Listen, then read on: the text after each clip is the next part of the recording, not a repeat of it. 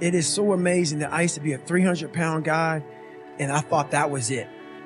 Could barely read, could do anything. And now, what was inside that person was this guy that's in front of you today.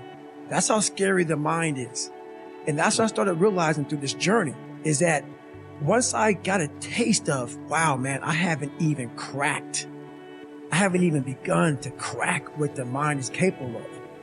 And I started realizing is on the other end of suffering, that's the real growth of life. And I talk about another thing called theory and practice. A lot of people are theorists. These smart guys that read these books and they sit down, they tell you what the mind is supposed to do. And a lot of us listen to that. It becomes like, this is it, man. This old man who has been studying the mind forever, this is the cap that we have. By being a practitioner, I went out and realized a lot of these guys are so wrong, man. The mind has capabilities that are so unknown. And I found that through suffering. And there's a whole other world on the other end of that. But this is what it is. This is what I figured out. I was so afraid of myself that I had to figure out I became a master of my mind. People, when you're afraid of something, you have to master it. That's how you start to overcome it. So what I realized, when I get to that point where I want to quit, everybody, they get to the point where they want to quit. This is what happens. The mind tells you, let's go home. Let's take a warm shower. Let's get some food. This is not right. This is that.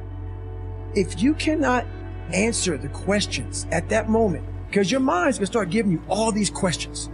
And if you can't answer them, you're going to quit.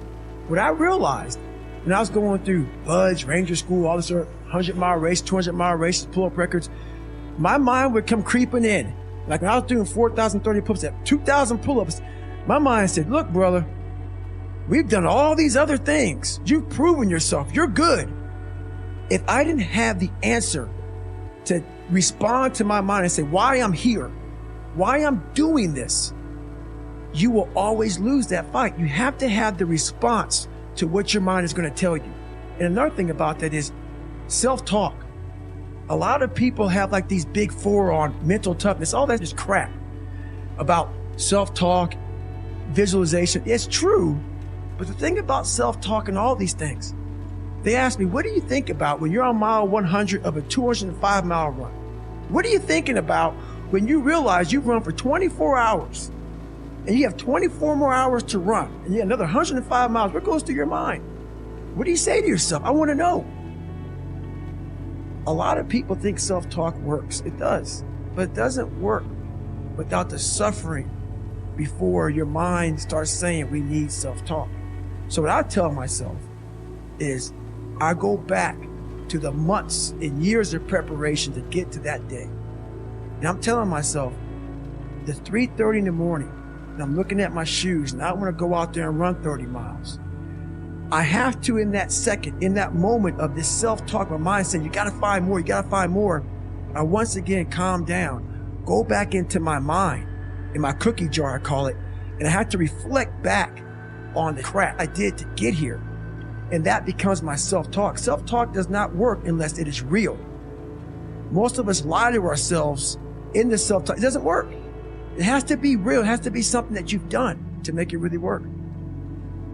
What turns me off so badly, I see so many people out there trying to motivate people, inspire people, help people find what's going to drive you.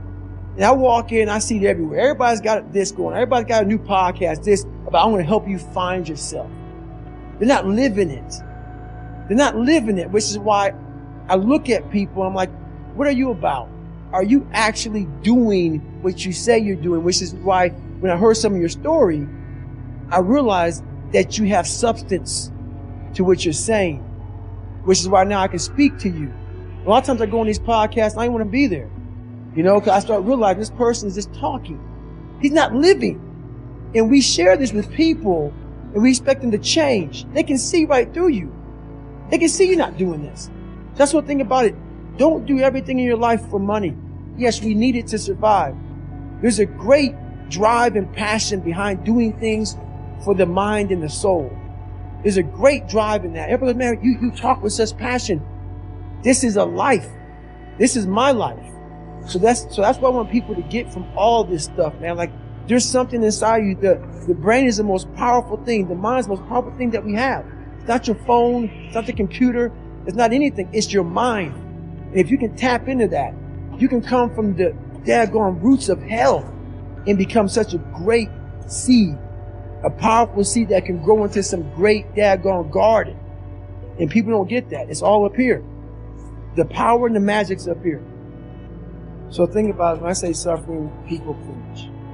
People, that's the one word. Whenever I post about it, people cringe.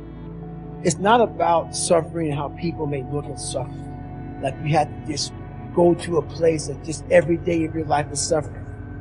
You have to tap into suffering every day of your life because we have so much scarring that we have to clean up. You have to look at suffering as almost like I look at failure. To succeed, you must fail. In failure and in suffering, all the answers are in there. All the answers to all the test questions. The test is your life. All the answers are in there. You don't have to live in suffering and pain and failure all the time. You have to learn, I need to visit it. Like people hate working out. You're only going to visit working out maybe an hour a day. 23 other hours of the day, you're not in it. But how you become in shape is you must visit suffering, visit working out 1 hour a day. Visit suffering 1 hour a day. Visit your past failures 1 hour a day. The relationship with it is the answers are in there. Within the suffering, go in there, and I call it the live autopsy. The live autopsy. How you find out someone died? They crack you open after you're dead. How you can live is do it while you're alive. Go back in your brain, crack it open while you're alive. Don't wait until you're dead to figure out why you died. Do it while you are living. Go in there, go into the suffering, go into the pain of your life and say, why did this suck for me so bad? Why am I afraid of all this stuff? Why have I shut down the whole world? I guarantee I'll tell you why you shut down the whole world. It's in these nooks of the suffering within your brain, in the scarring, are all the answers to why you are on the couch feeling sorry for yourself. They lie within the scars. Visit them for at least an hour a day. Study them. And then you'll find out more about yourself. You will then grow. So don't look at it as every day I suffer. Go into it an hour a day. Learn from yourself. Learn from life. Learn from your failures. Learn from your insecurities. Learn from your self-doubt. Don't just say, I'm afraid to jump off an airplane. What makes you afraid of it? Study it. That's why I studied my mind. Why I became so powerful in the mind, because I realized I was weak.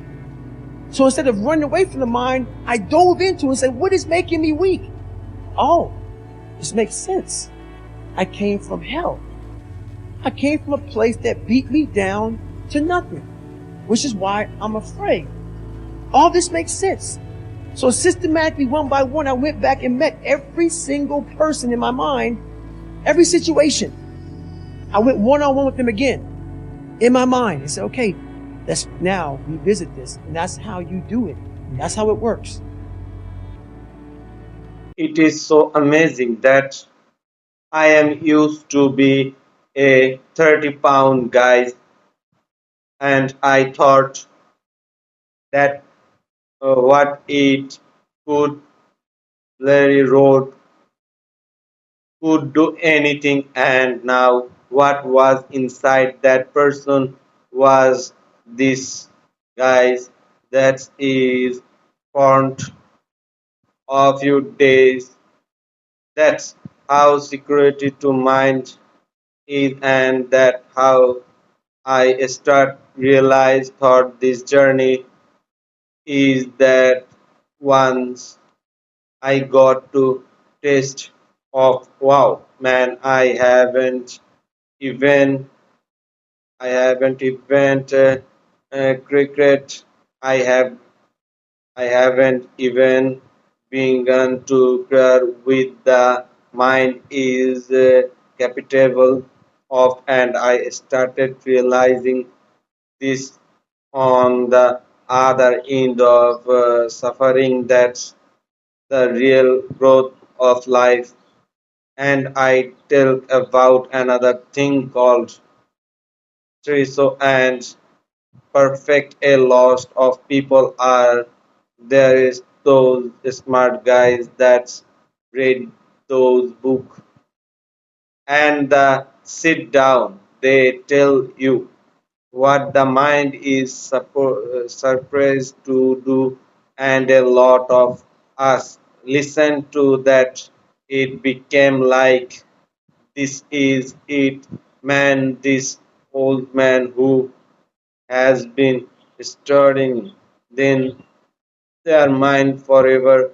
This is the chap that when have we have by being a perfection. I want out and realize a lot of those guys are so wrong. Man, their mind has capitals that are so unknown, and I found it. Those suffering and those are who other food on the other end of that, but this is which what I forget